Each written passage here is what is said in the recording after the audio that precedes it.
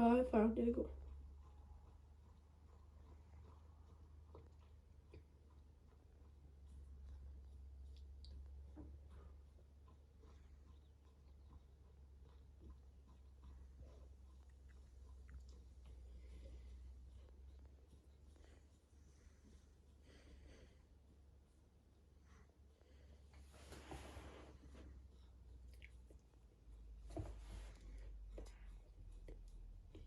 Du kan bara snacka.